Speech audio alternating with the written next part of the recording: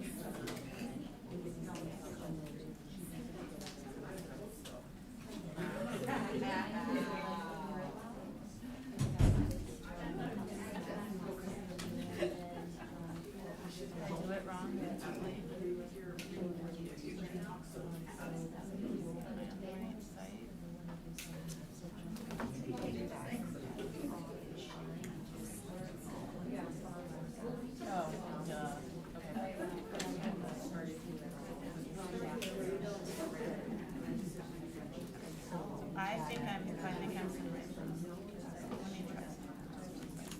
Yes.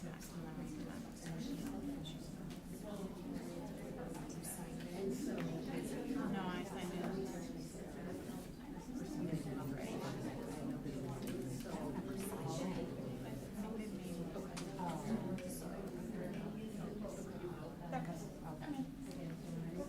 Thank you.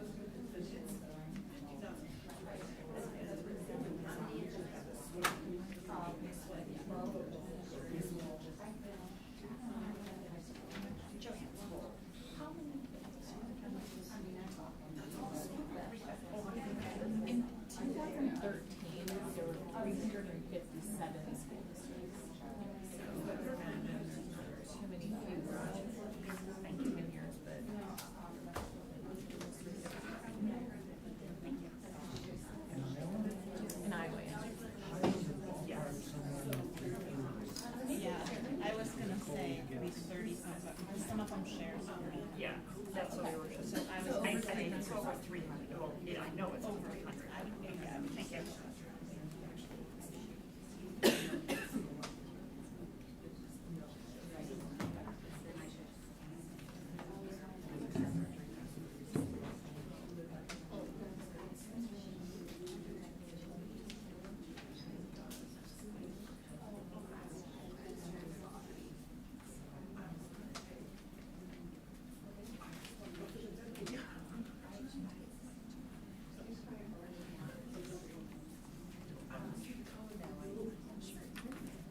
Got the computer open. All I really need is a script.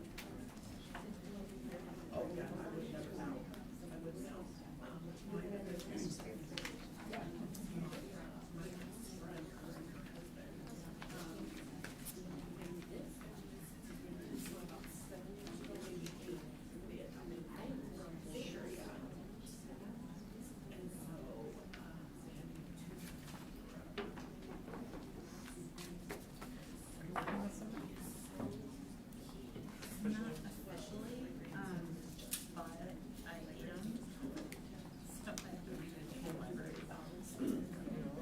Yeah, I'll just make Like sure. move books. Like, 800 video books are coming in right now. All your kids into Advisory, which is advisory. So this is my old library. And now this is where 2/3 of the books come. Purged. Be purged. Yeah, is that right? So then I'm done. I have to redo it because of the way that books, so all the books are gonna have to be on shelves that are on a table. That the books have to be pushed. And then, because that might know space they're gonna use. Right, Okay. so then I have to reshelve it. So I have, currently that's half the books that we're getting. We're getting. So, and I did, and like today I went to where we were looking at. They had funnily enough, a SWOT analysis of the library program. Yeah. And they mission and vision for our library program. And then I'm taking 2 master's classes. Are you really? And they are. Well, the adolescent one is not technical because I love reading. But the technology integration Is it? is, well, because it's not just about like how to use these programs. Yeah. It's the whole like methodology. Like if you're gonna use technology to teach, it's way more than just throwing what she's on a computer and doing it. That's not gonna engage it. So it's like, if you're gonna use this, you have to look at all the what is not showing how to get people involved in a lot. And then she's making us get the same projects that we do. Are you doing classes in Ambrose or? I'm going for university. Iowa. So why not? Are you remote? We're remote. But it's like 9 to 12. Yeah. And then class, you know. And then projects for those technology ones. They're not, like we have 29. And it's not just throwing a bunch of stuff together. She's from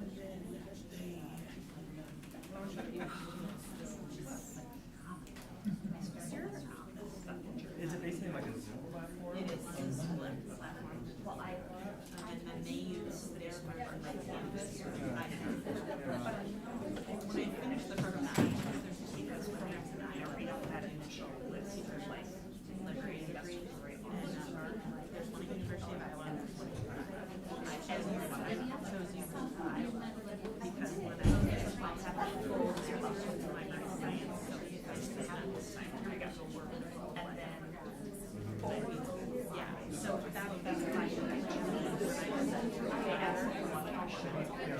And I worked anywhere with it. I'm so bad. I know for sure. How many people? We have a cohort going. So right now, this is small. Which is kind of, That's like there's a lot of managers. Yeah, I was in 70 other classes. And all of them and then so now, and we're like,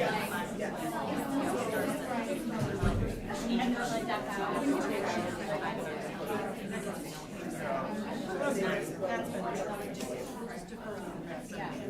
they deferred to like the last one that I was. I mean, that's. I am design guy. Today was really class and then a meeting. How much time in between? I have to have a shower.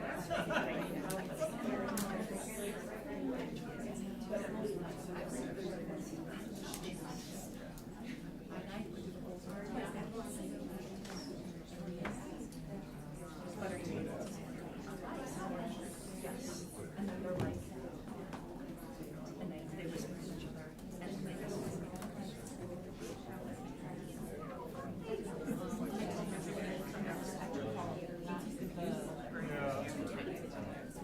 Come sort looks. I found case really shit. Resources like we just look at class yeah, one of the classes, and that's what they initiated. A team 3 days for teachers. Like so we would talk about initially and all that. And then the next year we should have it read for 5 days. And I'm like, and that was all within a 1 hour time frame. And from that, I was like, they started a lot. Because it's so much better than secure.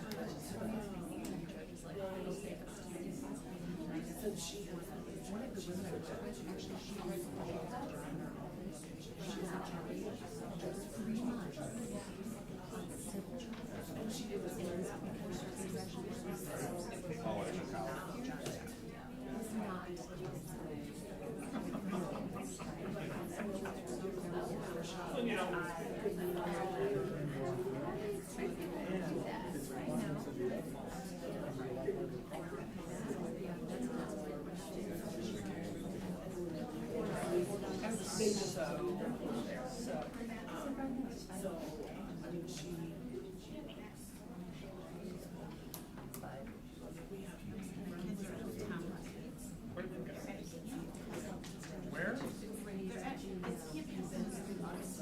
Where's it at? Okay, in Boone? Yeah, so they actually push someone on charter bus. Yeah. There's also a University of Iowa as well. Okay. And That's all week? yeah, they and it's for if you know someone who has a child that Yeah. like if they will scientifically they And I just kept thinking, oh, yes.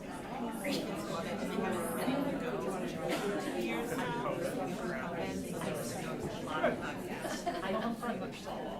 They'll probably come home and sleep for a day.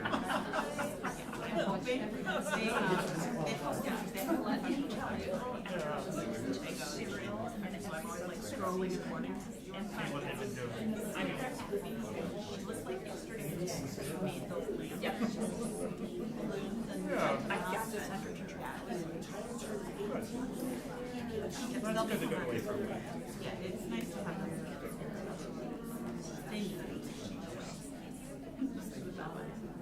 Jackson's kind of, he's finally making each kind of hell lazy. It's, I know, like, COVID changed the structure of his lives. Like screwed up like the social structure. Yeah, I know. No, it's really, no. It is like, It's really weird. because, yeah, so I know that's the same way. It just really just kind of screwed up this like kid's structure. It's really Yeah. So, I told her I have my 6th grader's been through what? Oh, really? My grade. Yeah. Introduced her to Sylvia, and all of a sudden it was like, signed What kind of stuff do they have there? So they have like a teenage board that helps them. And so there was a class painting and like there's some crafts and then they also do they just do all kinds of things. Like there's probably 2 to 3 different things. club. Yeah. He likes communities, so that's a big one. His neighbors just go to that one. Yeah. So it's like, where can I go to? Where can I go to? So I've been doing that. Unfortunately, a lot of them are in Fairmount, which is like, No, that's a hike. it's like, I'm like, no, it's in 20 minutes. That's way out there. It is, it's pretty far out, but the last one was at the main library, and I actually, I don't know how I I've never been in that building. Is it? really cool. Yeah, I think I would do it sometime. It's a really cool building, so kind of explored. Yeah. You know what? I've never been in that building. Yeah, I had never been in. They closed it a few years ago for a year. Or something. They renovated it, Yeah. and you can tell where they were Yeah. all white, and it was just really airy, like open iron. They go up to the next level, and then we walked in, and that's like, we have to come here all the time. I'm like, okay, whatever. But that's the thing about it. Yeah, it's so different. You have to go. I just have to walk in there instead of downtown. Yeah, yeah, it's really neat. Yeah.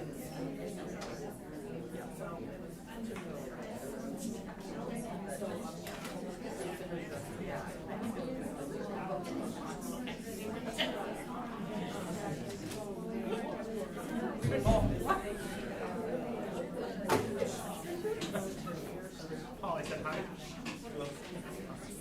Did you know about the time change? What time did you get here? I thought it was 6. It is. It's fine. It's okay. We waited. Yeah, it was Oh, it's not a big deal. We gotta come through. I wasn't sure either, so. I always go for public agenda.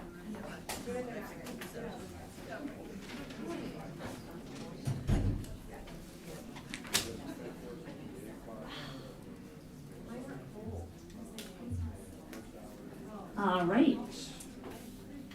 At 6:19, we are going to resume the meeting, beginning with 2.01. I move we approve the agenda as presented. I can second that. Sorry. Okay. Roll call, please. Director Castro? Yeah. Director Champion? Yes. Director Dorder? Yes. Director Eastman? Yes. Director Lynch? Yes. Director Peevich? Yes. Director Smithson? Yes. Motion carried 7-0. Thank you. That brings us to 3.01. At this time, any member of the audience may address the board with comments about items of interest and concern. Please state your name and address, and please limit your comments to 3 minutes. As a reminder, Iowa law prohibits discussing specific employees or their job performance. Sarah Wells, 4555 Hamilton Drive. I'm here to share with the board and the public requests of information that I have submitted to the district and have not received a complete response. I have requested a copy of any contracts and addendums that the Bettendorf district has with the superintendent. I did receive 2 contracts. The first was the original contract from March of 2020. The second was an addendum to that said contract dated July 27th, 21. The 21 contract addendum was for the period of July 1st, 21 through June 30th, 24. I did ask if these were the only 2 contracts for the superintendent. I received an email response stating yes. I then asked on June 23rd of 22 for the authorization for the increase in pay for the superintendent to start on July 1st, 2021. Having not received the clarification I requested, I then on July 7th asked if the superintendent's 2 checks in July of 21 prior to the signing of the contract on July 27th were paid at the original March 2020 contract rate, or were they paid at the level 2 July 27th, 21 contract rate. The other possibility would be that she was given back pay in August to cover the contracted period prior to the signing of the contract. I'm asking because I do not see how there could be an increase in a paycheck that was cut prior to a signed contract if there is not an authorization to pay at an increased rate on file at the time of payment. There would not be an authorization on file on July 1st, 21 for finance to be able to cut the higher salary check prior to the board authorization on the 27th. This information should be easily accessible by our finance department. I also requested a copy of vacation and professional leave for the superintendent for the dates of July 2020 through current.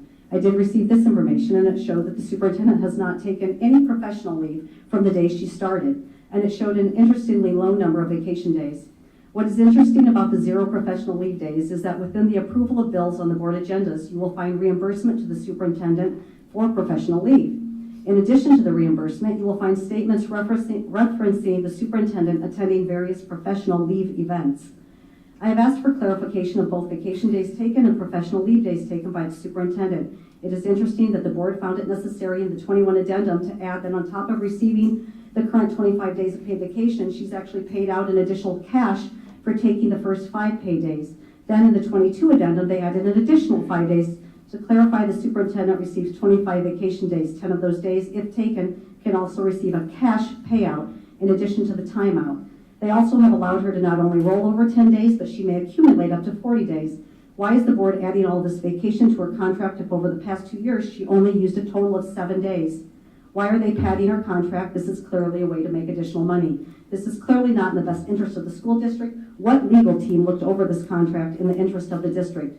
These are easily accessible records that should be responsibly maintained unless they are having to be created. What is troubling about these questions? These are at minimum serious ethical violations. How do we as a district require our admin and or our staff and teachers to log on and keep track of their daily whereabouts in and about the respective buildings if we do not expect the same of the top leader? Should we not lead by example? Thank you.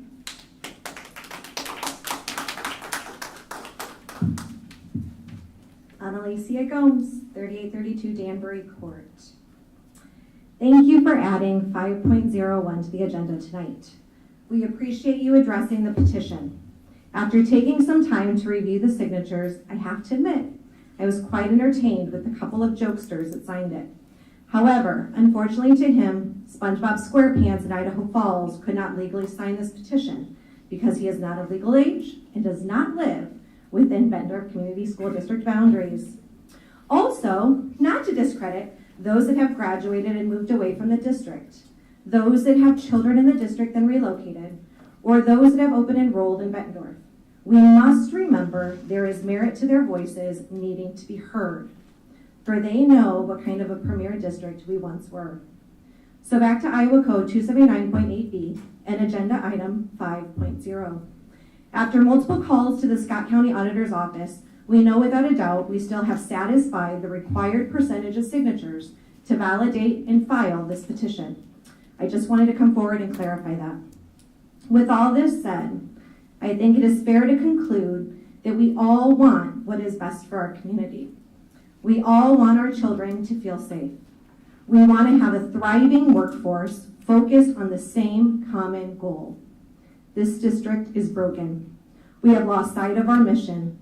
Please make an ethical decision to do the right thing and approve this petition so we can begin to heal. Thank you.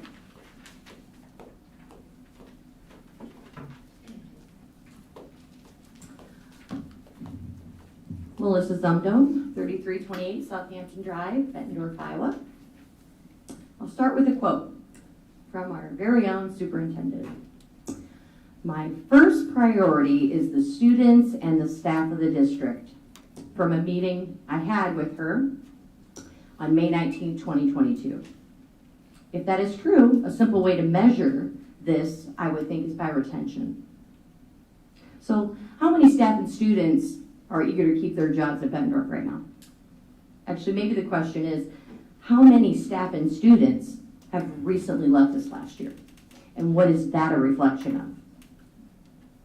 I feel the only people right now in this room that believe that your first priority is our students and staff are the ones right here in front of you. Maybe 5, let me say 5, that are sitting next to you. So you say you started this Pathways program. You've added additional administrative support at the middle school so that we can make sure that kids are getting to the classroom on time. How's that going? Are kids getting to the classrooms? There's no destruction in the hallways? Your actual priority should be to empower and oversee your I just want principal. to make it clear that you're here to address the board. Okay, thank you for that clarification. Thank you. The actual priority is to empower and oversee principals as the role of the superintendent and to hold them accountable. So It has been said that there was 217 suspensions this year, which is up from past years. So how are our principals doing?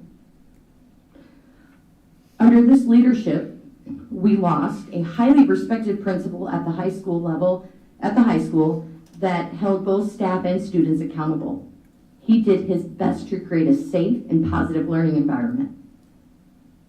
Another example, on May 25th, our superintendent hosted a meeting specifically to listen to parents and address the issues of the middle school. What actions have been made since then?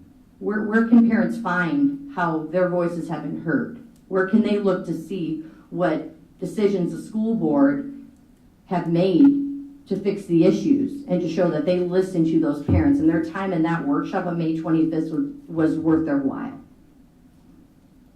Another thing, as a superintendent and a school board member, you believe that the basic academic skills are the foundation for successful lifelong learning. If that is true, then why do you allow such distractions to enter the classrooms that have nothing to do with academics? For example, children dressing as animals. Why are we forcing the majority of the kids in That is your 3 minutes. Thank you.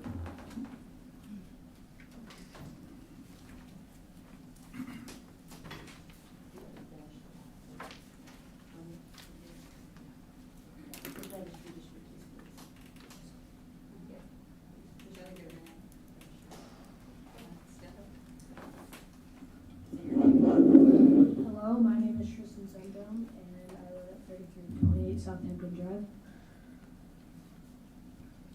He's going to finish since I ran out of time. If that is true. If that is true, then why do you allow such distractions to enter the classroom that have nothing to do with the academics? For example, children dressing up as animals. Why are we forcing the majority of kids into viewpoint of the minority, simply forcing children to call another student by a made-up name? It's confusing and a distraction for those who are trying to learn. So once again, is your first priority truly the students and staff? Thank you. Just for point of clarification on the time limits, on citizen participation, board code number 213, it says the board has the discretion to limit the amount of time set aside for public participation. Normally, speakers will be limited to 3 minutes. However, the board president may modify this time limit if deemed appropriate or necessary. So you do have the authority to modify that Absolutely. time In my limit. beginning statement, because we have a ton of business to do, we're limiting it to 3 minutes. Thank you.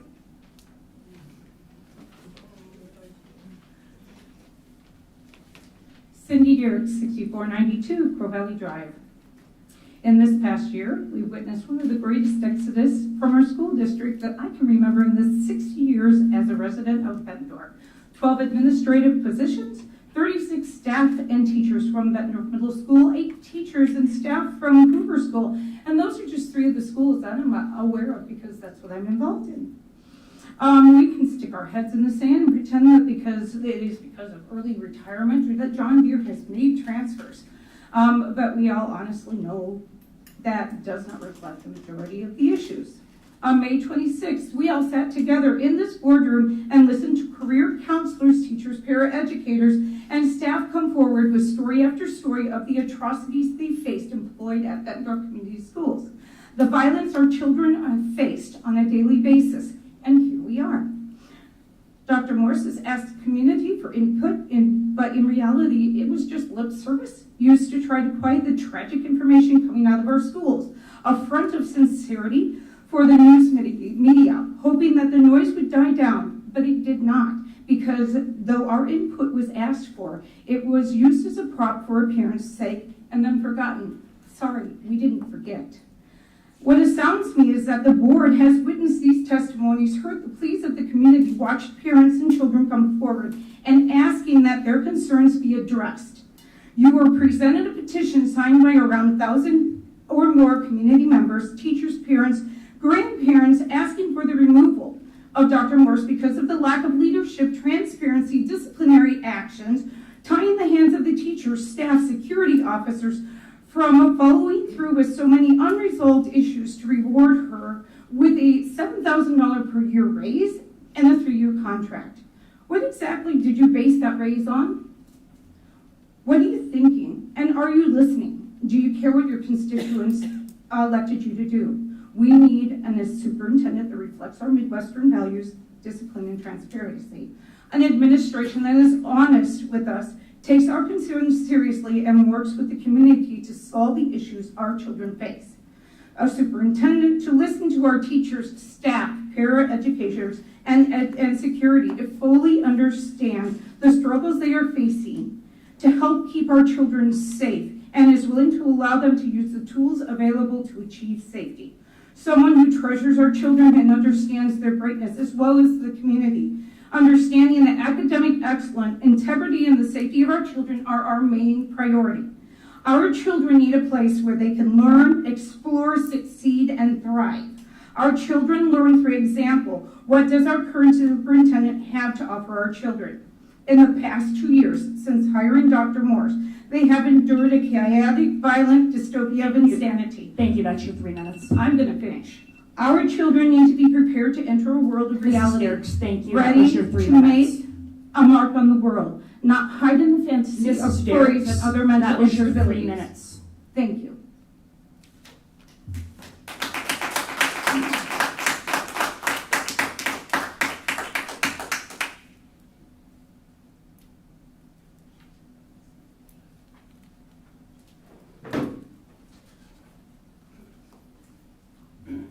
Janice Goldsberry, excuse me, 2844 Central Avenue, Bettendorf. I did not plan on speaking this evening. However, I can't sit in that chair while people sit here and absolutely annihilate the school district that I graduated from, my mother-in-law graduated from, my husband, our 2 daughters, that my grandson is now a part of.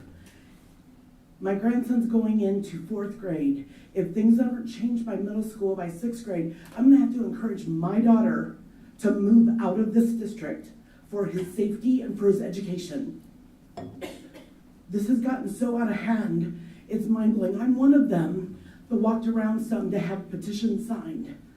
And a lot of people didn't answer doors for understandable reasons. They're afraid of sales, they're afraid for safety. So I knocked on one door of a man in my neighborhood and told him what I was doing, and he was so thankful that I was doing this. He asked me if I was getting signatures, and I said a lot of people weren't home or not answering doors, and he's like, oh, they're home, they're just afraid to answer your door. This man stopped what he was doing and walked around with me for over an hour and told these people, listen to what she says. People are done. They are tired of it. They are sick of it. I know people that are selling their houses to leave this district because of what this administration and this board is allowing to happen to our schools. It has to stop now.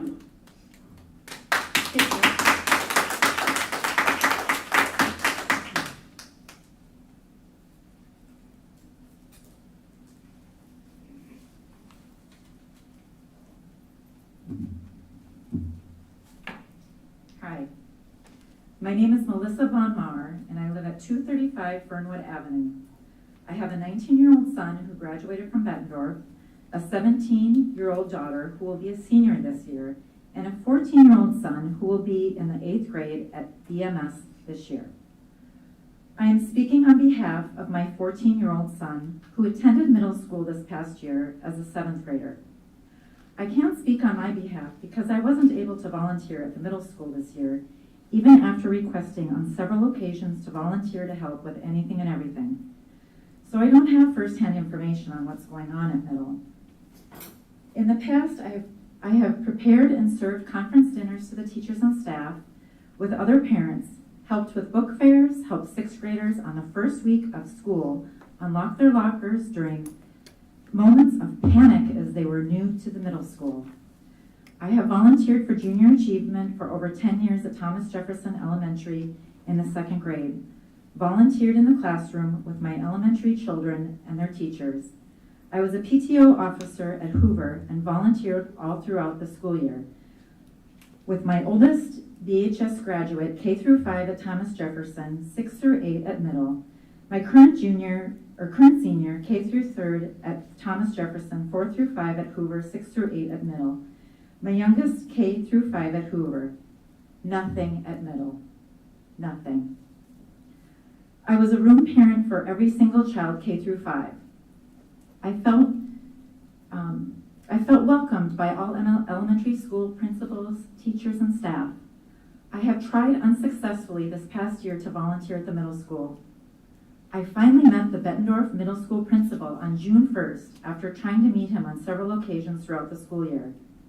He seems nice and was welcoming, but meeting him on the second to the last day of the school year was unacceptable in my opinion.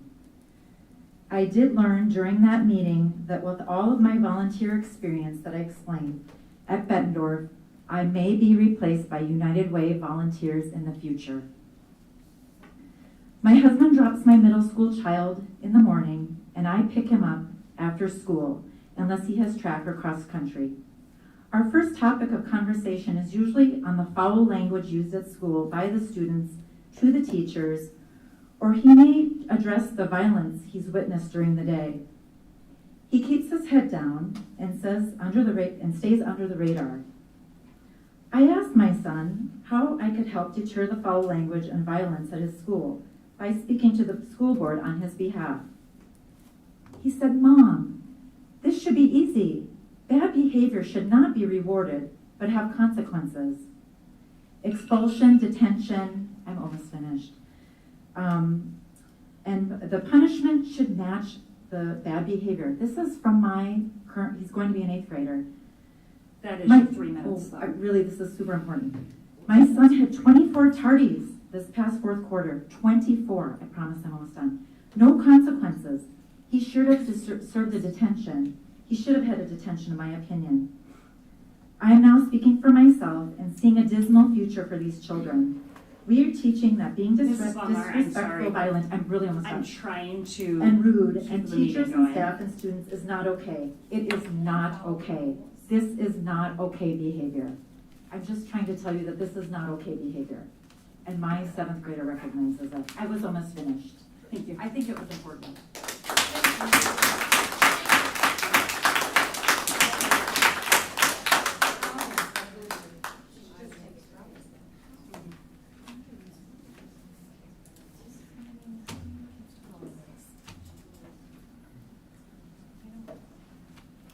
Matt Shaw, 2504 Olympia. Sounds like you're all aware of the lack of discipline in the schools, which is surprising to everyone here because you all proved you could execute military perfected discipline during COVID. 100% compliance with every COVID restriction. But now, there's nothing you can do. If only we had some experience in implementing strict discipline that would modify behavior to a compliance level that was expected. Sounds like you had a 1.5 years of experience, but don't know how to apply it to the things that actually matter in school. That's all of you. That's your job. Forcing masks on kids isn't what any teacher or any parent signed up for, but you guys somehow got that down to a science. 100% compliance. Oh man, we're gonna punish these kids, and their parents are gonna hear about it if we don't get strict discipline. You can't figure out how to apply that anywhere else. That's unbelievable to me. Look at you guys. Apply it to the real world things, the real things in school that matter. Not perpetuating the panic over breathing through a cloth. Put that into practice. You've proven you can do it. Just apply it to what actually matters, to what the parents truly expect for all the kids there.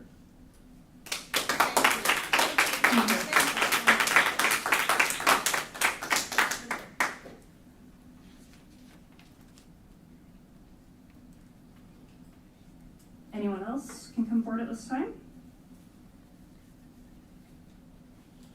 All right, we will move on to 3.02, Board Shared Communication. Director Pevich, we will begin with you, sir. All right, I've been gone a couple of weeks. What did I miss? Just kidding. So I was able to view the 6-9 and 6-23 meetings, and I listened to the 2 closed sessions. I hate it when the cameras are here because I think they expect something crazy. But that's all I was going to say, just that I was up to date. But just this morning, my day started, I had a meeting this morning, 6 o'clock this morning for it's called the ops meeting at the hospital, and there were a couple people that got in a little bit of an argument about what is needed for a new procedure. And the person that said that they disagreed said, I disagree with you, but don't take it personally. And that reminded me of something that our superintendent said not too long ago. Just because I disagree with you doesn't mean that I don't like you. And I think that, we all need to kind of remember that stuff. And I don't have any ill will towards anybody sitting on this board. And certainly if there are people that are experiencing threats to themselves or their families, I think that is something that I'd be the first person that would vehemently and adamantly and boisterously condemn. That being said, at the 6-9 meeting, one of our directors kind of went through the traits of a good board member. And I think there were 2 that were left off, and those are the 2 that I kind of followed. And those 2 are that the first thing when we're discussing any sort of action item is what is best for each student here, or what's best for the student body in total, or what's best for the segment of students we're talking about, whether it's curriculum, whatever. That's the first thing. And the second thing is, if all other things are equal, then it's what's best for the taxpayer of this community. And those are the kind of 2 things that I try to adhere to. Those other ones are great, but like I say, those are the 2 that are important to, I think, everybody that sits out in the audience.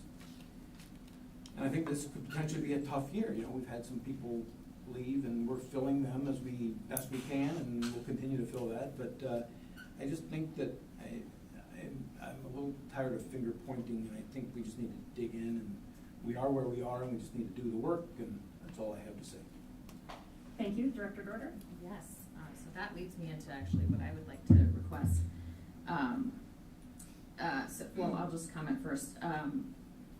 I've seen just a ton of activity from our students and staff this summer, and I just wanted to comment on how, even though it's summer break, we still have so many kids that are involved in so many different things, from dance team, baseball, strength and conditioning. Our administrators have been in the schools, our teachers have been here for professional development, and I just want to thank everyone for continuing to share that information and show us what they're doing. There's a lot of great stuff going on in the summer. But along the same lines as Dr. Pevich, I would like to request that we schedule some time for a board development session. We, despite however much tenure we all have on the board, we still have a lot of room to improve. I think that we could benefit from having some discussions surrounding improving our communication with each other, with our community. How can we help our community come together in support of the school district? And so I would like to request that we put that on the calendar. And that's all. Thank you, Director Dorder. I have that noted. Director Lynch. It is July, and I have nothing to report. Thank you, sir. I'll echo Richard. I will just pass so we can all move on to the agenda. Okay. Director Smithson. The only thing I want to say is that I would second Director Dorder's request for a board workshop and development sessions.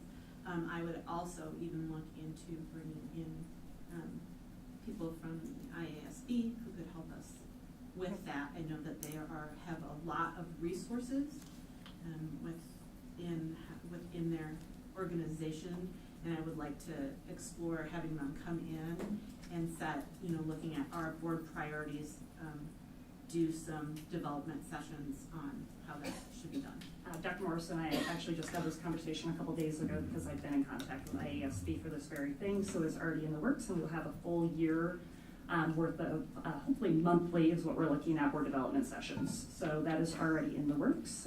We just had not announced it yet because the dates have not been put in place officially, but we do already have that in place. Thank you. So we will follow up with those specific dates, and we will be working with a number of people. So looking forward to that. Director Castro. I'd just like to ask, is that scheduled board workshop, would that be open to the public? Board workshops always are open. Okay, Yeah, they're always open. thank you. Absolutely. And then I will take a turn. And my fellow board directors have not heard this yet. So we received some super exciting news as of yesterday. And our superintendent's very humble, so she probably did not tell any of you this.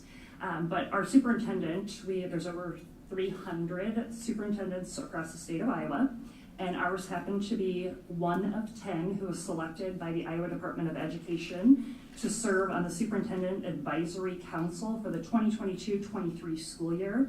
As a member of the Superintendent Advisory Council, Dr. Morris will have the unique opportunity to represent educational colleagues in our region as they collectively work to inform and shape strategies and initiatives to best support Iowa students, families, and communities. So this is a huge honor to be selected, like I said, out of 300. They narrowed it down to 10, and Dr. Ann Bebo let us know yesterday that Dr. Morris was asked to serve in that capacity. Congratulations. So, Thank you. yeah, super exciting. And then I just want to add that one of my kiddos happens to be a baseball player, and one of the privileges of sitting next to that baseball field is you get a really good view of Summer Fit. And I cannot say enough about the Summer Fit program that I have seen. There are hundreds and hundreds and hundreds of kids participating each session, and it is outstanding. So Matt Siebold, I believe, is who is responsible for heading that up. It's incredible. The work that I've gotten to witness firsthand is fantastic. So I just wanted to give him a shout out because I've never seen anything like it on that field. So I'll wrap it up from there. I just have one thing I'd like to add to that summer fitness thing. That's a continuation of kind of what's been going on in our district for probably 30 to 35 years in that outstanding summer fitness program. And that's what made us excel so much in the competitions that we had at state and local levels, by the hard work of mainly the football coaches who did that unpaid for many, many years, 6 days a week, 7 o'clock Saturday morning. So, well, I don't want to overshadow what Mr. Siebold has done. I'm not either. So. I'm just saying, just to add on to what you're saying, it's a continuation of what's made it successful. Biggest it's Shout ever out to been. Mr. Siebold. Congratulations. Absolutely. Biggest and best it's ever been, and I think it'll only continue to grow from there. All right, that brings us to 3.03, our superintendent's report. Dr. Morris.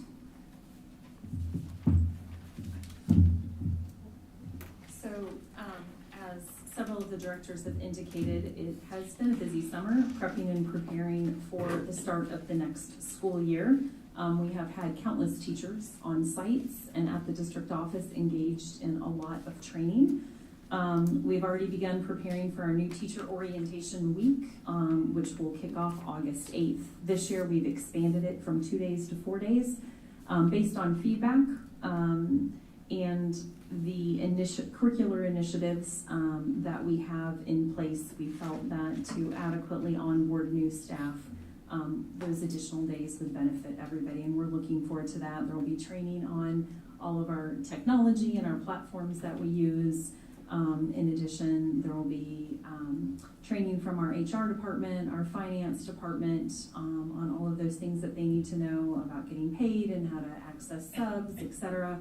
And then our teaching and learning team and our instructional coaches will be working with some of our outside trainers to ensure that teachers have a solid foundation in curriculum and those expectations, and giving them also time in their classrooms to get orientated to their buildings, get to know the teams they're going to be working with, and start to get their classrooms set up. We also have We're starting to prepare for the week of professional development all teachers will engage in beginning August 16th, which will end with our all district welcome back on Monday the 22nd. And we're in the process of trying to add a few additional things to that day just to really celebrate staff. And we look forward to being able to share that on August 11th, what that is.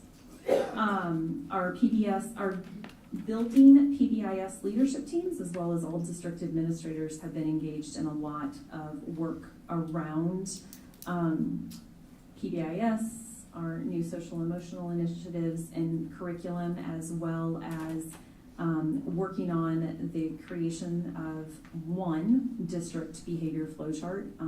Previously, every site had their own version. We as a team, both teachers and administrators, felt we needed to have one consistent document that laid out expectations. Also the refinement of behavior matrices that are aligned to the state codes, but are further defined for what it means in Bettendorf Community School District. Terms our preschool team, which will grow by one next year. The demand for preschool is increasing, and our need to serve students with IEPs at that age level has necessitated us to increase by one. They have been on site doing some curriculum writing, as well as they have completed 2 of their live letters sessions out of 4 for volume 1. So that is going well. Staff continues to work on our district family handbook updating. The 6th through 12th team has really worked hard to align things such as our cell phone policy, district dress code, so that expectations that are set at 6th grade will continue as they matriculate to high school, so that kids understand what those expectations are. And the elementary teams begin their work now that we have resumed from the 4th of July holiday. Letters is going well. The feedback is overwhelmingly positive. Our elementary administrators will kick off their training around letters at the end of July. Our first district cohort will complete their 2nd live session on Unit 2 in August. They had their first one at the beginning of June, right as school let out. Our Mark Twain cohort will be by August 10th done with volume 1. They will have completed all 4 units, which is exciting. The momentum there is tremendous. Summer school and ESY, extended school year, is still going. They took a week off for 4th of July so that families could be together for the holiday. So we're just now ending the first week of the 2nd session, and we'll wrap up the week of July 25th. Actually, the last day will be July 28th, or actually for our Neil Armstrong program it will be July 29th. I remembered, Mrs. Olson. You caught me. We are then, our district literacy facilitator and our director of curriculum and instruction are working to map out how we can launch additional cohorts. The feedback from staff that were unable to get into the first cohort has been strong, asking for additional training, and that is being worked on as we speak, with the goal that all of our pre-K through 2nd grade teachers will be trained by the end of this coming school year, and we will start, these additional cohorts will also be able to support training of our 3rd grade teachers as well. So we're excited about that. And then there's going to be some curriculum development in writing for our 4th and 5th grade teachers, where letters isn't as applicable to those grade levels. We recognize the need to do some development and scope and sequence around writing and what that looks like at those grade levels to help supplement literacy development. Neil Armstrong was once again identified to be a fresh fruits and vegetables site, so we're excited. The students down there will have access to fresh fruits and vegetables each day and get to try and expand their palates. Hoover did a very creative thing with their modernization and addition of 3 classrooms and our new math curriculum that came with a lot of materials and manipulatives that need to be organized and stored. They held, and if you build it, they will learn event last night or Tuesday night at Hoover. Over 40 storage towers were built, and the PTA sponsored a dinner, and they had a tremendous turnout. I've seen pictures of parents putting these storage towers together. And I want to be there when our custodian returns from vacation because he will just be over the top. He and two of our other custodians in the district have worked so hard and so diligently during the month of June to get that building cleaned. With the addition of the 3 new classrooms, that actually created a domino of movement, and every teacher, every staff member at Hoover ended up moving rooms. And so that was a Herculean feat to get everybody packed and moved. But that team over there has done a great job, and that site looks beautiful. We look forward to coordinating with our community counterparts, a ribbon cutting in August to formally welcome the community to our new modernization at Hoover, and by then our accessible playground should be completed as well. So it's beautiful. It's coming along. We look forward to sharing that with everybody.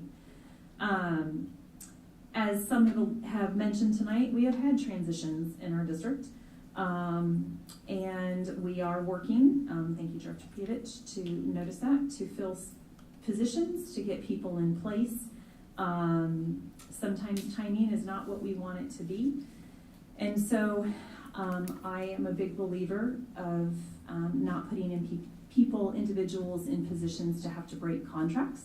And also believe that we have the talent within our own organization to step up and do the leadership that is needed. So traditionally, we tend to prefer to post for positions. However, there have been, as people have observed this summer, the need to make appointments so that we can be staffed, we can have people in places, training can begin, curriculum can continue to move forward, plans can get finalized, and so we are working to make those last minute changes. And then I want to thank our Bettendorf Police Department and our new SROs. So they have been, as we've communicated to our high school community and to our board, they were on site on Monday the 11th and will be back with us tomorrow on the 15th. They are conducting active shooter training and tactical response training, and they were very gracious in including our administrative team, those that were available and not on vacation, to actually be active participants and collaborators in those training. I look forward to being able to be there tomorrow and be part of that as well. But the feedback I received from our administrative team at all levels, everybody was invited, elementary through high school, to be a part of it, has been nothing but positive. How much they've learned, how much they appreciated even the conversation amongst all of the emergency providers, because it's not just our police department, but other local emergency personnel and providers are involved in this training. But even just listening to the dialogue between the different agencies about the reflection, like we always do in education, we reflect on what went well, what were our successes, but what do we need to do differently, or what do we need to think about as we plan and get prepared for hopefully something we don't ever have to contend with, having experienced it once. I would never wish that on anybody. So I just want to thank them for their opportunity to use our facility. Gives us a wonderful opportunity to learn from them and to get better at what we do as we continually update our safety procedures and protocols. And I believe that is it for me tonight. Thank you, Dr. Marks. That brings us to 3.04, Director of Finance. Welcome, Bree. Thank you. I don't have a lot, but I just wanted to give y'all an update of what the finance department's up to this summer. Happy New Year, in case y'all didn't know. We love fiscal New Year, it's July 1. So our department is hard at work, closing out the books, getting ready, rolling out that new year. We have submitted many grant reports. Thank you for the ESSER funds, but it does take time to reconcile and file those. Our staff accountant, Sarah Rock, is doing a fantastic job with that. And then also we've started working on our audit documents already, getting those together and preparing for the auditors in September. And then I did just want to point out, we'll talk about it in our financials, but our Medicaid program really has soared this year. Courtney Broderick and Teresa Michael have done a fantastic job working with our staff and our students to make sure that we are filing those claims and receiving those dollars. It directly helps our our special ed deficit, and we've gone from roughly $390,000 last year to over $700,000 this year. So that is tremendous effort on their part, and I just wanted to bring y'all aware of that. Thank you. Just quickly, are those new claims, or is this just, maybe we didn't pay attention so much in the past, or are these new claims? We do have some new students in the program. They've done a fantastic job of working with our special ed staff to identify students to make sure that we're receiving the dollars that we can for them. Yeah. So we recovered from COVID. We've also rolled on several new students, and so that has made a tremendous difference in our program. So you mentioned two numbers right after you talked about our special ed deficit. I want to make sure I understand. You went from 300 some odd to 700 some odd. That's in Medicare reimbursements? Am I Correct. understanding those Yeah, in numbers? Medicaid. Correct. Medicaid. Yes, yes. I knew what you meant. Thank you, Richard. That was Thank gonna be you. my question too. Any other questions for Bree? And the financials are coming, so we can totally talk more about it. Thank you. Perfect, thank you, Bree. That brings us to 3.05, BEA report. Welcome, Kate. Thank you. Good evening. The last couple of weeks have been fairly busy. The middle school and high school PBIS teams met with each other, administration, and Sarah Harris to continue our work on the behavior matrix that we will be using. I know the elementary teams have been working on theirs as well. Ruth Bader Ginsburg once said, real change, enduring change happens one step at a time. And I'm looking forward to seeing the changes implemented that are currently being worked on, and I'm proud to be a part of it. Earlier this week, Alan Hartley shared with all BMS families, including the incoming 6th grade families, a newsletter that detailed the changes that people in the community and staff have asked for, as well as where we are in the process and what still needs to happen to see those come to fruition. One of those small steps toward change is happening at the secondary level. A new program has been started. At the high school, it is called Link, and at the middle school, it is called Web. As a whole, it focuses on building positive culture and community among the students. The staff are very excited to welcome our students back with this new program. Our staff at each site is breaking into committees to help get materials organized and decide what the first days of school will look like. We have been finalizing our plans for our breakfast that we sponsor for our district's new teachers during their new teacher orientation and are excited to welcome them to our district. I'd like to give a shout out to Emily Pendleton, who is our new social chair, who has been instrumental in helping to finalize this. It's great to have her on board with us. I'd also like to thank Sarah Rader, our new secretary, who was able to jump in this morning and meet with us kind of at the last minute. We were able to meet with Dr. Morse to go over plans for the new teacher orientation week, as well as our staff PD the following week. And we are thankful that district administration continues to collaborate with us to support our teachers and their professional development needs. And that's it for tonight. I would just like to add on to what Kate said. Kate, thank you. So she talked about the link in the web. You would have known it formally last year as Cell Crew. And so that was that grant that they wrote for in the 1920 school year. We received the initial seed money of $25,000. We were one of 8 districts out of 40 across the country that received that. And a team of 9 of high school and middle school staff spent almost 4 days being intensively trained. Yes. When we got the requirements of what they had to do to go to training, they all were like, why did I get signed up for this?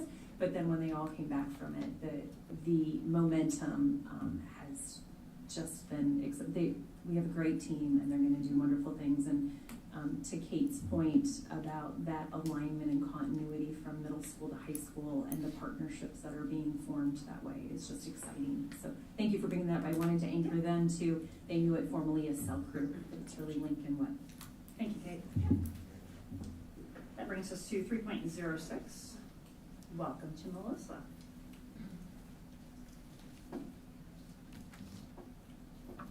Good evening. I want to start by saying I love my job. I have no intention of leaving the district, and I look forward to welcoming our new and returning staff and students back in August. One of the things I've always told my own kids when they tackle a large project is that they can't eat the elephant in one bite. They have to do it a little at a time. Much work is being done this summer to make the 2022-2023 school year start successfully. And much like eating the metaphorical elephant, it will take many steps, collaboration, and time to implement the results of those efforts. We are busily preparing for the start of the 22-23 school year with postings for our open classified staff positions. I understand from our HR department that we have a steadily increasing pool of applicants, which is great news. We look forward to utilizing our developing peer mentorship program to welcome our new staff to the district. One of those open positions belongs to our BESA treasurer, who has relocated to Alabama to enjoy retirement and beach life, of which I'm very jealous. We will be holding a special election this fall to fill that position. The peer mentoring program training is progressing well. In fact, the rest of our team is currently online attending the live webinar this evening while I'm here. It's been a great process, and we're learning a great deal from the other teams, as well as the team facilitating the training. I would like to thank the district once again for collaborating with us to build and develop a program to mentor both our new and existing classified staff. Thank you. Thank you, Melissa. Brings us to 3.07, Student Board Representative. I'm sure that will begin in August, hopefully. All right, brings us to 4.01, consent agenda. Do I have a motion? I'll make a motion to approve 4.01. Do I have a second? Roll call, please. Director Champion? Yes. Director Dorder? Yes. Director Eastman? Yes. Director Lynch? Yes. Director Pevich? Yes. Director Smithson? Yes. Director Castro? Yes. Motion carried 7-0. Thank you. All right, that brings us to 5.01, the review of the validity of the petition. And I did have a statement that I wanted to read before we begin this piece. There were some media things that were out yesterday, and unfortunately our statement was not put out in its entirety, so I wanted to make sure that we had the opportunity to share that. Public education across the country and around the world is dealing with increased pressure, scrutiny, and criticism. Bettendorf is no exception. We have and will continue to welcome input from students, staff, parents, and the community members regarding how we, as a district, can better serve our students, staff, and families. We are steadfast in our commitment to collaborate with all stakeholders to identify solutions and cultivate stronger relationships. Students and staff safety is of the utmost priority in our district and essential to teaching and learning. We have met with students, staff, and parents to listen to concerns and identify solutions. Staff has been working throughout the summer to update practices and protocols, as well as to improve and clarify district expectations and consequences. Additional administrative and security support have been added to both the high school and the middle school, as well as the district's social emotional behavioral health coordinator position. Bettendorf, like other districts in Iowa and across the country, saw some increase in resignations and retirements. Compared to last school year, Bettendorf had 18 more staff resign. The majority of the staff leaving the district are moving on to other positions and advancements for family and personal reasons. Some are making a change due to the intense pressure of working in education. According to the American Federation of Teachers Under Siege July 2022 survey of its members, the unprecedented challenges of continuing instruction during a pandemic may have eased, but newly energized book banning campaigns, political interference, and the latest school shootings are draining more teachers of enthusiasm for their jobs.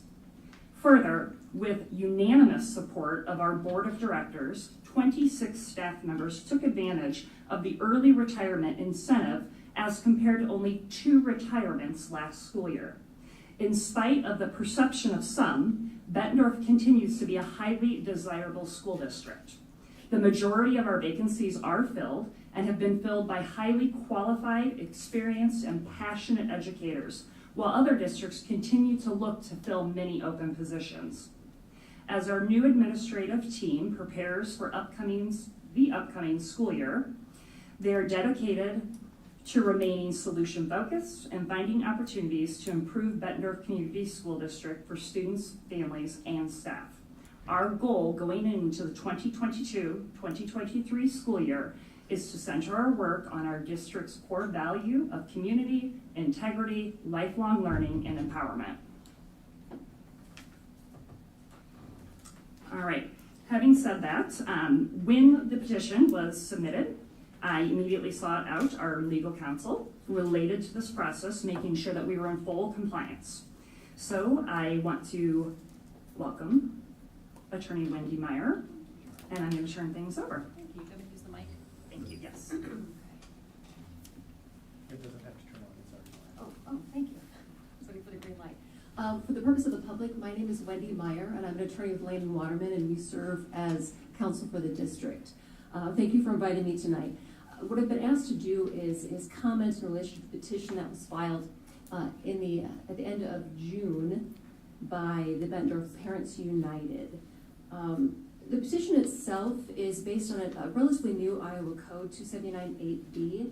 The code section requires a number of things in relation to the petition. First of which is there has to be a specific number of signatures of eligible electors to make the petition essentially valid. The petition was signed relatively. There was 48, I believe, handwritten signatures, and then the remainder of the signatures are all electronic. Electronic signatures are appropriate. However, based on the format that they were provided, there's just no way to determine whether or not these are actually eligible electors of the school district here. Many of them are from different states. Some are from different cities. As someone noted, SpongeBob did sign the petition along with D's Nuts and some other individuals. There are some signatures that do not have a last name. Some are just a first letter. So, based on just the face of the petition, it doesn't appear that it meets the qualification of having the number of eligible electors that are necessary. In this particular situation, the code requires that it's either 500, the lesser of 500, or 10% of those that voted in the last election, which would be 341. So I was unable to determine that this had 341 eligible electors. I'd also like to note that, like I said, this is a relatively new law that was passed by Iowa. The Iowa Department of Education has provided guidance to school districts in relation to the petition process itself. And according to the Department of Ed, the petition process cannot be used in all situations. And that is because we have other laws that would apply. Specific to this petition, it is requesting that the board dismiss Superintendent Dr. Morse, or that she be let go effective immediately. In relation to the specific request that the petition is asking for, there is a whole host of other code sections that would apply to a termination of the administrator in the district.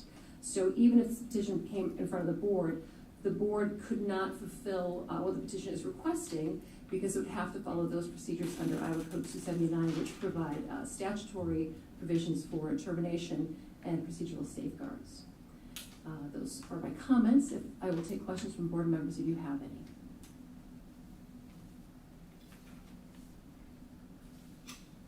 Circle. Yeah. Do any of our directors have a question? We can start with you, Director Castro. Yeah, I'd like to ask Wendy, at the top it says confidential attorney-client privilege. What is the confidential material in your letter? Well, anytime I provide legal advice, it's considered attorney-client privilege. But is there anything new in here that we don't know? Or, I mean, we all know kind of this information, don't we, at all already? So I just don't understand why it's confidential. But you said it's attorney-client? Mm-hmm. Yes, and so the attorney-client privilege, the privilege is as to the client. So it's the board's privilege, and I was invited to speak as to the letter by the board president.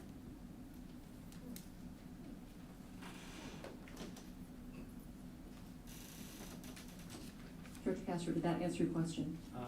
Yeah. Okay. Director Smithson? So I want to clarify that when we're looking at those electronic signatures, right, because of the way that the Bettendorf School District and PV both share those addresses, just because the I believe that the code law requires addresses, does it not? The specific 279.8b does not require that you include, it doesn't require But it has anything. to be an electorate, and we have to be able to verify that they are a person who can vote in the Bettendorf School District. It has to be an eligible elector. And we were unable to do so because we don't have addresses in order Correct. to go through. Okay, thank you. Director Champion? No, thanks for being here, Wendy. Director Lynch? I guess my principal concern is that we act appropriately. And it sounds like what you've articulated are, there are sort of two grounds where this petition fails to merit being acted on. First, the signatures cannot be verified as electors, and second, the action involved is in conflict with other state code. One could also say that our action at the last board meeting to extend the superintendent's contract represented a kind of, it's not really a response to this petition because we weren't aware of it, but it's our action. You know, it's our action as regards the content of the petition that we've said we have confidence in our superintendent. So at a certain level, it seems kind of moot to me. Those are my thoughts. Not so much a question. I apologize. No, that's okay, thank you. Dr. Dorda. Yes, I would just like to know what, if we have a total cost that this has cost the district at this point, or if we could get that information, that would be very helpful. I don't have that information with me. I can get it for you. Dr. Thank you. Pevich? So the way I understand it, it doesn't matter if there have been 10,000 signatures that were validated, it still is in conflict with laws about her contract, so it doesn't matter, in your opinion, correct? In the request of the petition, which is for the immediate termination of Dr. Morris, correct. If this petition was signed by 10,000 people and came to the board and was placed on the agenda, individuals could speak to what the petition stated, but the board would not be able to, based on that petition, terminate an administrator of the district. That's what I'm asking. Any other questions?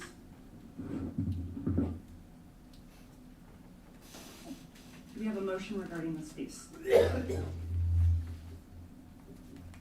Given what we've learned this evening, I move that the board decline to move forward on the petition for its lack of validity. And do I have a second? I'll second that. Roll call, please. Director Dorder? Yes. Director Eastman? Yes. Director Lynch? Yes. Director Pevich? Yes. Director Smithson? Yes. Director Castro? Yes, but it doesn't discount the interests of our parents that want their kids safe and their employees safe. Director Champion? Yes. Motion carried 7-0. Thank you. Moving on to 5.02, review and approval of the E28 agreement. I'm going to ask our Director of Finance to come forward. This is a follow-up to some great discussion we had at our previous board meeting and action that was taken. Do I have a motion for this piece? Sorry. It's all right. Get the motion. Okay. I can make a motion to approve 5.02, approve the 28E agreement to join the Iowa Local Government Risk Pool, ILGRP, as follows. And do I have a second? I will second that. I think we're ready. Go for it. So Celeste, if you wouldn't mind, you can pull up the resolution. It's the very first attachment. So this is a continuation of the conversation that we had at the last board meeting. And I did want to point out, this is the resolution, the official 28E, that allows us to enter into this consortium. This would be allowed to be paid for out of the management fund, Director Pevich, so I know that that's something that sings to your heart. I did want to point out that the actual amount of the premiums is less than what we originally talked about. As we talked about at the last board meeting, the market has huge swings, but the action that we took to do that price lock last time gave us that extended rate, and so that's lower than what the current market is. So just that locking the price last time lowered the premium for this 28E agreement. Can I ask a particular question about just that? Of course. The 2080 agreement on board docs has a new number of $398, rounded up $399,000. Correct. We were initially shown a number that was just under 500,000, and then it was revised to be under 475. So if I understood you correctly just now, the number in our contract document here is locked. Correct. But if we were to start today, it would actually be a higher number? In terms of like if we were starting this fresh and said, this is a great idea, let's do it, yes, yeah. So you acted at an optimal time? The next day we acted. Yes, yeah. And it drops that much in the 24 hours? Crazy. Wow. Thank you, Bree. Yeah, you're welcome. I received messages, I need you to sign this. Yes, and I want to thank you all for the discussion last time. It helped to do that price lock, and I think that this, like we talked about at the last meeting, this is the right time to enter into the local government risk pool with where our general fund is at, with where our state aid payments are, our enrollment. This is the right time to make the move. So this will shift our utility costs out of general fund for natural gas only. We'll still have electricity, water, those will still be general fund expenses. But this moves the natural gas piece into the management fund. And I just want to make sure I'm clarifying this. We needed to reduce our general or our management fund balance, right? Yes. We did part of that through early retirement, but this is a piece that can help us. Correct. That will help to show that we have the solvency that we need, correct? Correct. Okay. Yes. Yeah. And for history's sake, Director Pevich has been looking for a way to do this. Yes, so this. It took me a while, Director Pevich, but I did pay attention. So yes, and even with our current management fund balance, it would not affect our levy rate for roughly 10 years. It would take that long to spend down what we have. Bree, I think even when we were looking at probably what I would term as a best case scenario, this number's not far from that. Yeah. Correct. And I appreciate your work and being diligent and finding a new way to do this. And I mean, from management fund, just it's nice to kind of know that we're a little bit protected from any crazy swings that may or may not It'd be occur. nuts not to do this. Yes, But just Yeah. based on the levy numbers, she Yeah. said, it would be nuts not to do this. And just even from the standpoint, God forbid something happened like last winter, and we're not Right. going to, all of a sudden we're not going to get slammed with a huge gas bill. So thank you for, I mean, this is like a great way to just. Sure. It's sort of a win-win situation because it frees up the money in the general fund. Correct. And it gives us, It's Gives us insurance. this protection and Right. insurance. I mean, this is really wonderful that you've brought it to the board because, yeah. And thank you for getting it locked in. Yes, Yes. that's why we were so expedient Yeah. last time, and as I said, I appreciate the conversation, because this market is insane right now. We are all seeing it in our personal pockets, and it's no different for the governments and the schools as well. Absolutely. Any other questions for Bree? I think we are ready for roll call on this one. Director Eastman? Yes. Director Lee? Yes. Director Pevich? Yes. Director Smithson? Yes. Director Castro? Yes. Director Chambliss? Yes. Director Jordan? Yes. Motion carried 7-0. Thank you. That brings us to 5.03, those June financials. There Go you ahead, go. Bree. So just so y'all know, these are preliminary. They will change. That is my full disclosure here. We are closing out the books. As I mentioned, we're starting that audit work. We are a government entity. We have fund accounting, and we operate under a modified accrual basis. So we have 60 days to recognize both revenues and expenses. Right now, we are finishing our tuition billing as are other districts. For us, that's roughly $2 million. So these numbers are not final.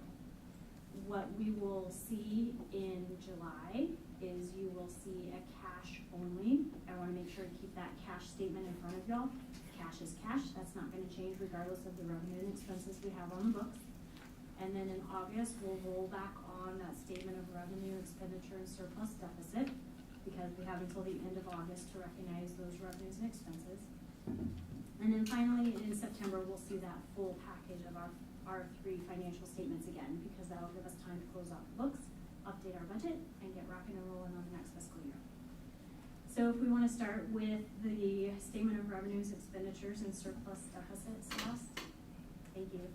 So this is the general fund. It's a multi-year comparison. As I said, this number will change in terms of our tuition, and then also in terms of our federal money. You'll see an increase in both those revenue pieces.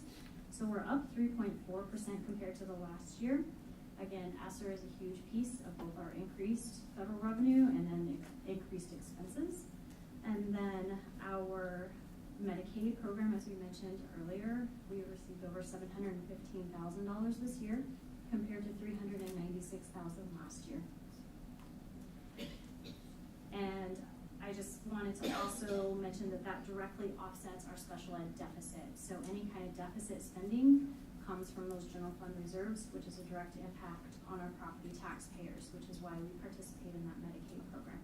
Yes. When are ESSER funds done? They start rolling off next year, but we have until 2024 to fully expend them. So ESSER 1, we've No, we can spend until 2024, but when do we receive our last? Have we received our last payment? So the initial ESSER 1 was, here's your money, and then send us your reports. Yeah. After that, it's been a reimbursement basis. Got it. Yeah. Can I just ask a question about the Of course. Medicaid reimbursements? Sure. What types of things are those for? I mean, just a couple of examples. Sure. So our individualized support for students, it has to be in an IEP. Okay. The student has to be eligible for the Medicaid program, and we have to have those waivers on file from the parents saying, yep, you can file for my student.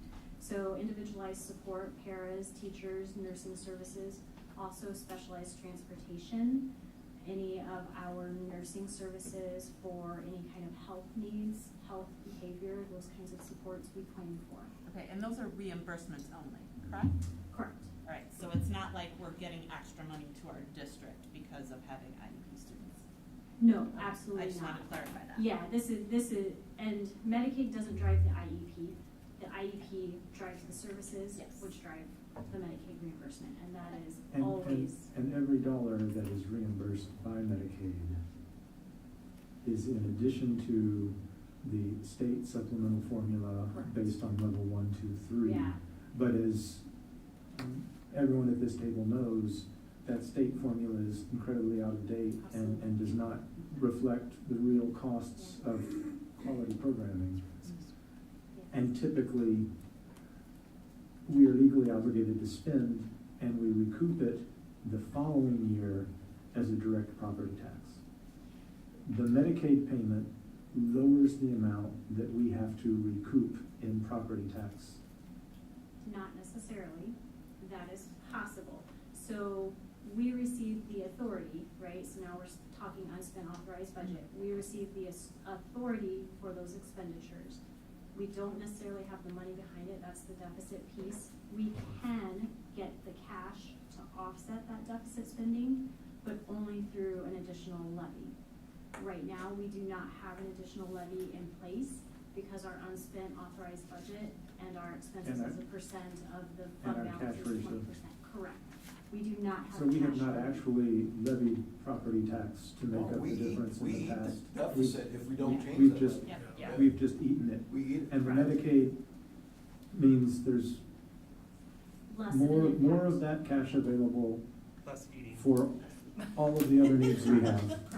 And I just want to be clear, this is all driven by the IEPs, and we will always provide the services that our students need. Like that goes without a doubt. Just out of curiosity, do you have historical data on that deficit that we could look at?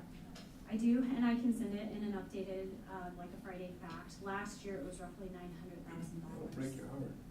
That's okay, I'm just wanting to be, And It- even it even passes sadder so that is, we can be clear with our we're better taxpayers than what it- most districts in the state. like, Way better than most districts in the state. We're pretty steady. It vacillates between about $500,000 and $900,000 in terms of our deficit spending. There are districts that have 6 million. Yeah. Mhm. Yes. Because if the student needs it, They get Right. it. they get it. It doesn't Absolutely. matter what it costs. If the student absolutely needs it, if it's written into the IEP, they get it, we pay for it, and we have to find the money. Yep. So the Medicaid reimbursement is a really, Mhm. yeah, we appreciate that. Yes. You've got Yes, another sir. question? Just, there was a time when, if parents were, very adamant about their child having a parent, they would be given a parent. I mean, just because, just how outspoken the parent was, not necessarily determine, the criteria that we have. It was just surrendering to the parent because they were really vocal. But I think now we have kind of a matrix we go through to see if that, child really deserves a para. Is that correct, Bree? That piece I'm not involved in. Okay. I my department manages the Medicaid piece, and those services are billed based on what's in that individualized education plan. But there is an interview to see what services the child needs, is that correct? It's way beyond an interview. Yeah, it's the Way determination beyond. of services is We like, could that's a probably whole even team have of just a people that get special together and education. decide what needs to be done. That's that whole IEP. Thank you. You're very welcome. I do see Karen shaking her head yes. Do you want Karen to explain a little bit of it, Director Castro? Sorry. No, that's fine, that's fine. Okay. I'd like to hear that, Karen. That's okay. Karen, I apologize for putting you on the spot. Welcome It was, to your I new saw, job. I saw two heads nodding in the front row, and you Good pulled. pick. Thank you. Oh.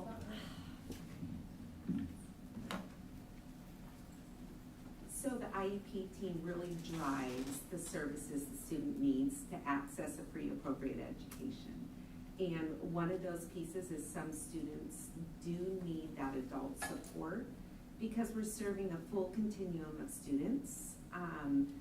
Those needs could be nursing needs, they could be toileting needs, they could be technology needs to help them not only produce what they know and understand, but to help them communicate. So that's all really IEP team driven.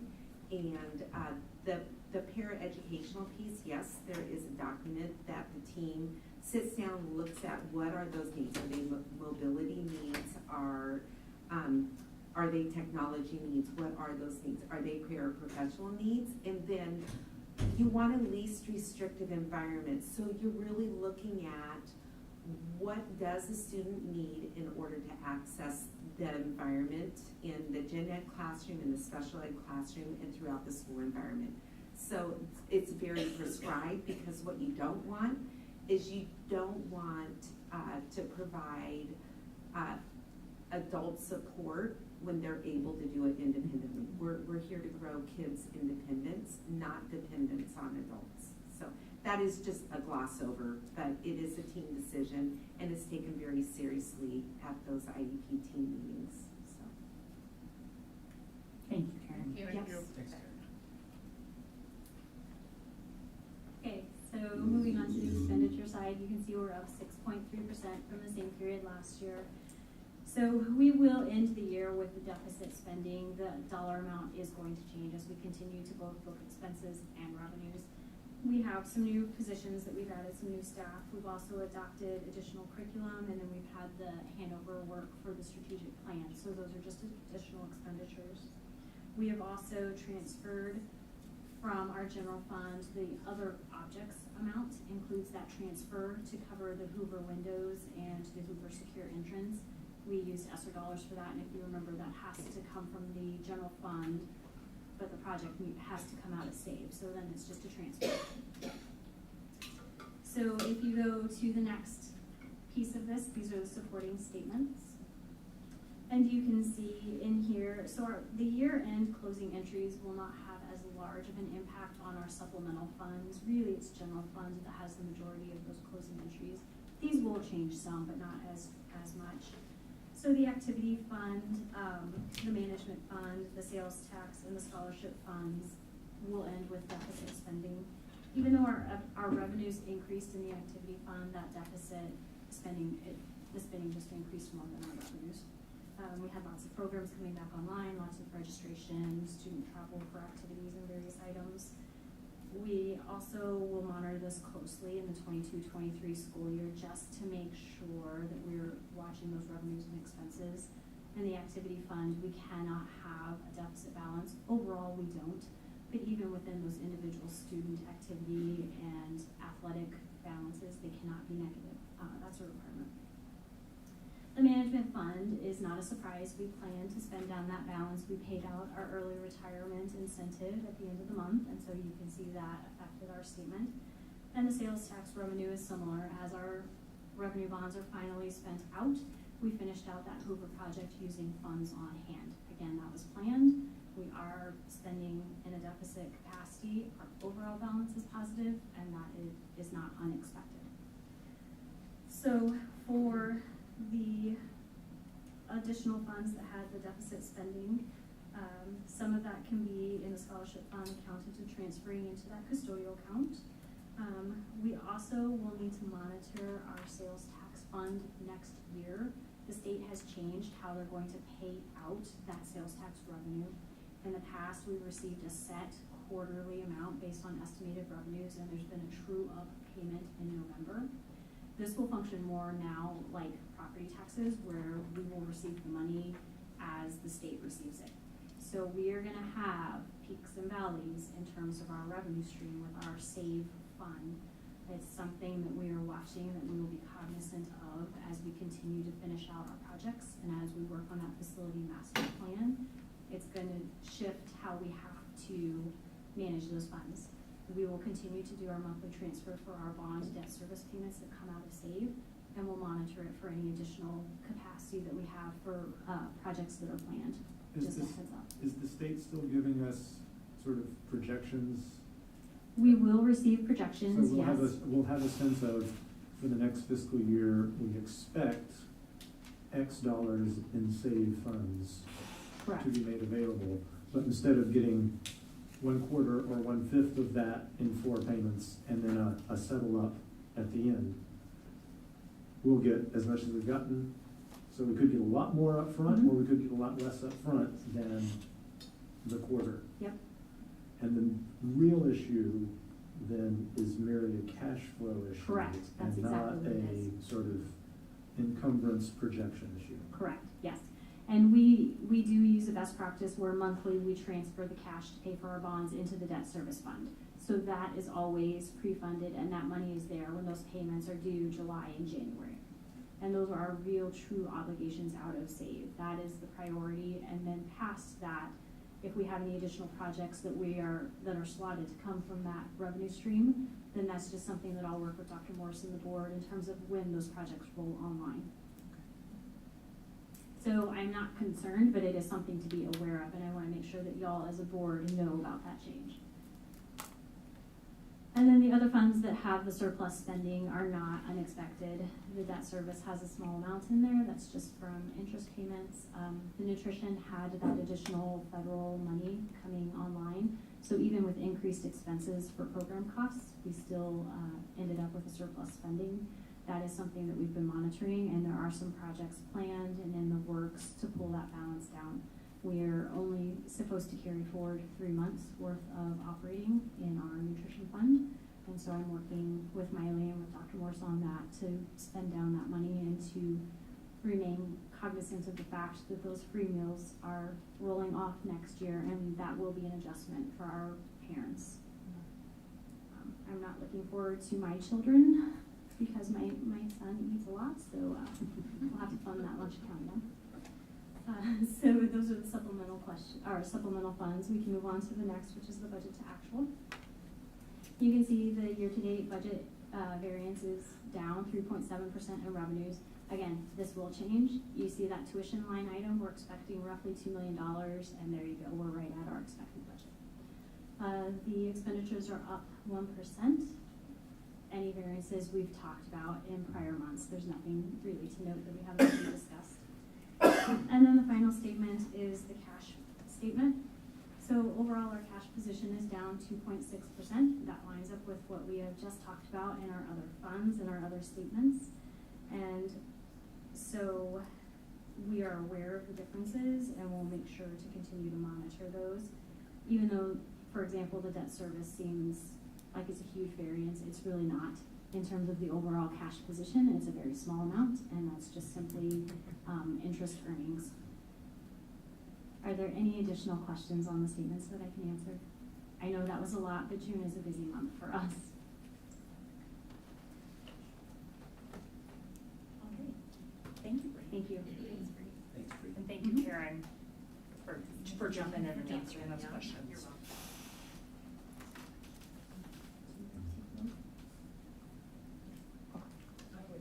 Did we make a motion? I don't know if we did. But did we call the vote? Colleen, did we make a motion on financials? I don't think we did, because there was nothing listed. I move we approve the June financials as presented. I would second that. Any questions at this point? Roll call. Director Lynch? Yes. Director Pevich? Yep. Director Smithson? Yes. Director Castro? Yes. Director Champion? Yes. Director DeOrder? Yes. Director Eastman? Yes. Motion carried 7-0. It was Thank just too you. smooth of transition from No, we're just 2018 to excited for this. financials this week. And it wasn't listed, so you know, it's okay. No big deal. Okay, that brings us to 6.01. I move that the board will go into closed session pursuant to Iowa Code 21.5(1)(c), which allows for a closed session to discuss strategy with counsel in matters that are presently in litigation or where litigation is imminent, where its disclosure would be likely to prejudice or disadvantage the position of the governmental body in that litigation. Second. Roll call. Director Pevich? Sure. Director Smithson? Yes. Director Castro? Yes. Director Champion? Yes. Director DeOrder? Yes. Director Eastman? Yes. Director Lynch? Yes.